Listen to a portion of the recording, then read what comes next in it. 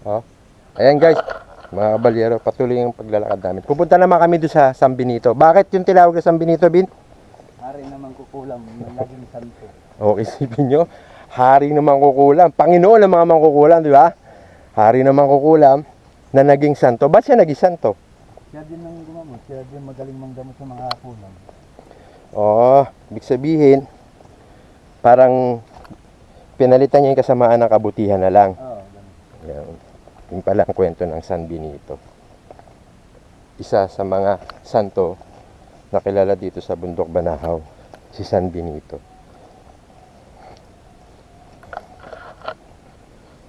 Mga kabalyero, medyo mataas na yung halakaran namin. Kaya yung pintingin sa pangyaypan, kung mayroon ka na, pamulong sa kulam, meron kang kulam. Punong San Benito? Yung kwan, mga ukit na pambinito na yan. Ay, oo, parang nakita ko yun doon sa mga ukit nyo, no? Yung San Benito. Eh, pag umisot ka nun, ligtas ka sa kulam. Ah, kontra kulam siya. Kasi Siya ang hari, no? hari sa mangkukulam. Siya din marunong gumamot. Maraming langgam, mga kabalyero. Magdahan-dahan lang. Mahal na mahal ako ng mga langgam. Gusto sumama sa baba. Ito nga, mga kabalyero. Patuloy kami naglalakbay. Papunta kami sa San Benito. Pababa na rin naman kami doon sa Santa Lucia ulit. Sa akin tinutulugan sila ate ko. Taga doon din si Arvin. Sa likuran nila ate ko. Kaya hanapin nyo lang si ate P o si Arvin. At yun siguradong makikita nyo yung bahay nila Arvin. Yan guys, medyo madulas siya.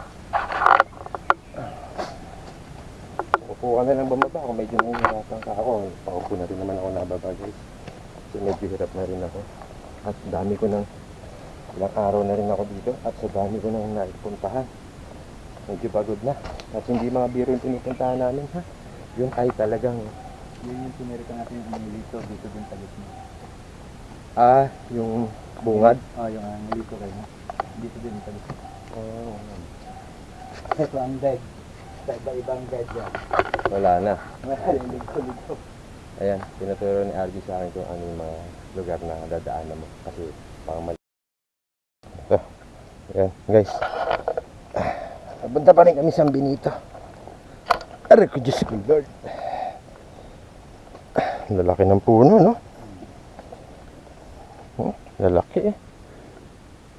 Talagang virgin forest pa ang Banahaw. At sana, abutan pa to ng mga iba pang henerasyon na parating. Mga ipapanganak pa lang, yung mga baby pa lang ngayon.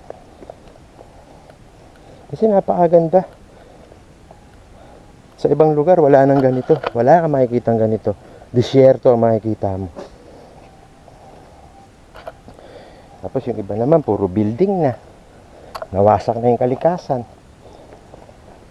Hindi nila alam na ang kalikasan ay buhay. Isa ito sa mga pumoproteksyon sa buhay ng tao, ang kalikasan. Tulad na itong Bundok Banahaw. Ito ay bumabasag ng bagyong malakas, ang Bundok Banahaw. Baka hindi nyo alam, mga kabalyero. Marami nang napatunayan na tumama sa Banahaw ang bagyo at nabasag, kahit yun ay napakalakas. Ganyang katibay ang Banahaw. Papunta San Francisco to. Ngayon, iikot tayo. San Benito. Ayan, papunta San Francisco yan, mga kabalyero. Ngayon, ito naman dinadaanan namin, ay umikot kami para makita nyo yung San Benito. Yan, mga kabalyero.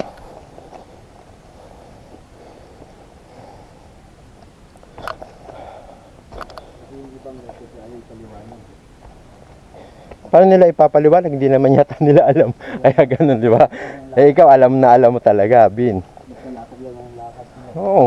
O, yan, kuweba. Yun ang sabihin nila. O, yan, ilog. Ito yung kuweba ng San Juan Bautista? Ay, ito guys, may mga kabalyero, kabalyera. Ito naman ang kuweba ng ni San Juan Bautista. Yan. Ang kuweba. Marami rin pumapasok dyan, yung mga antingero, mga manggagamot, na diyan din humihingi ng gabay at palintulot. Na sila ay makakuha ng tinatawag na anting-anting o makagamot sa baba para makatulong sa mga taong walang pambayad sa mahal ng gamot na mga binibigay ng mga doktor sa ibang ospital. Kaya yung iba umaasa na lang sa faith. Kaya nga may mga faith healer, mga kabalyero. Yun lang guys, maraming salamat po. Pero tandaan nyo, ang magpapagaling sa atin, yung tiwala pa rin sa Panginoon. Yan, God bless po. Eto guys, papunta na ulit kami. Lakbay-lakbay na ulit. Napaka dami mong pupuntahan sa Banahaw, mga kabalyero. Kaya dapat ay maglaan ka ng araw dito talaga. Kahit na ikaw ay may trabaho, ikaw ay maglaan ng araw, mga 5 araw, 4 na araw, na ikaw ay mag-i-stay dito sa Bundok Banahaw. Kung gusto mo talagang marating yung mga lugar na pinupuntahan ko dito ngayon, yung mga pinipicture ko sa inyo. Kasi hindi naman siya isang araw lang, maiikot mo na tong lugar na to. Tingnan nyo naman. Maaari kung kayo nagmamadali at hindi nyo na kailangang i-video o i-picture o pumasok at magdasal sa mga kuweba, ay siguro mga isang araw kaya na yung iba. Pero kung kagaya namin na talagang mandarasal din o namamanata sa Bundok Banahaw, eh talagang ilang araw ang kailangan kong gugulin dito. Ayun. Ito na guys, yung San Benito. Yan mga kabalyero. Hello mga kabalyero. Ito na guys, nandito na kami sa San Benito. Kita ko sa inyo guys. Ito ay isa ring mahiwagang kuweba dito sa Bundok Banahaw, ang San Benito. Na sinasabi ko kanina na siya ay ang hari ng mangkukulam na nagbalik loob sa Panginoon. At ngayon na isa nating santo. Yan guys, ito yung kuweba ng San Benito. Yan.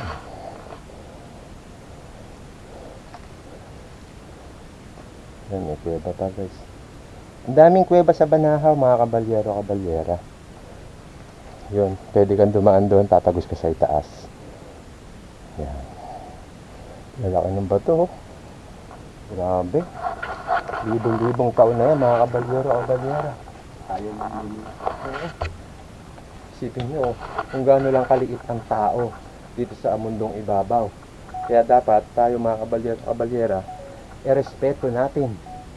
Huwag natin sirain kung ano ba ang nakikita natin dito na maganda sa bundok, sa mundo. At yun kasi ay bigay sa atin ng Panginoon. Sobrang talino na kasi rin ng tao para doon. Kaya guys, huwag tayong isa sa mga balahura o sumira sa mundo. Maging mapagmahal tayo sa kalikasan o sa mundong ibabaw. Yan guys. Eto mga kabalyero-kabalyera, tutukan ko yung San Benito. Wala na tayong kandila, naubos. Darasal ka? Yan. San Benito.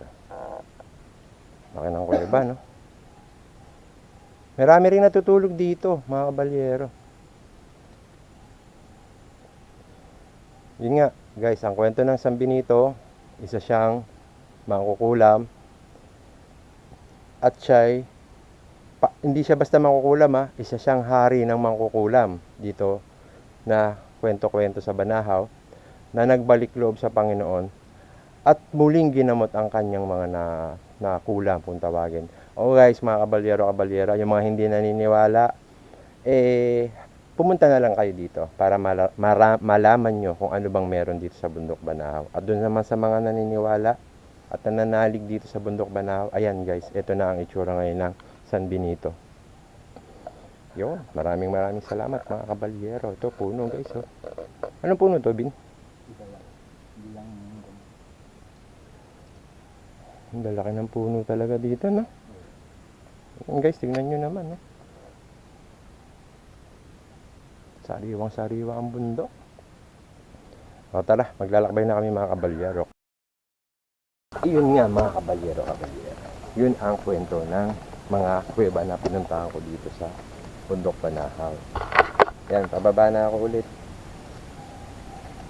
At pupunta naman ako dun sa ibang location pa, sa ibang side dito sa Bundok Banahaw para makita nyo na rin yung iba pang lugar na pwede nyo stayan o puntahan pag kayo nandito sa mystical Mountain of the South. Ang bundok. Banahaw. Yan, salamat. Ano naman yan, Bin? Kaya ang kandilaryo. Ah, ito ang inang kandila. Day, kinapos na tayo ng kandila. Yan pala yung inang kandilarya. Yun lang presinta, ito kandilaryo. Ito yung isa sa mga dinasalan namin nila Tatay Emong. Inang kandilarya. Kuweba pa rin yan, di ba? Pagbaba dyan, para makita lang. Pagbaba. Ayun oh, bababa sana dun sa loob guys. Kaya lang naubos na yung kandila. Inang kandilarya to eh. Isa rin to sa pinapasok na kuweba. Hindi mo na lang kayo mga kandila sa loob. Pagkakapa. Flashlight gusto mo? Di ayos no? Hindi na ako nagamit dito. Kabisado ko na ito dito. Sige. Ayan, binisita tayo ng kuting, kuting, kuting. Kuting, kuting, kuting. Nakwento na. Yan, mga pusang gubat yan, mga kabalyero. Bantayan dito sa inang kandilarya. Yan, pumasok na si Arvin dun sa loob, mga kabalyero. Ayun siya. Para makita niyo. Yan, siya. Mga kabalyero, kabalyera. Yan si Arvin. Nasa loob siya ngayon. Mga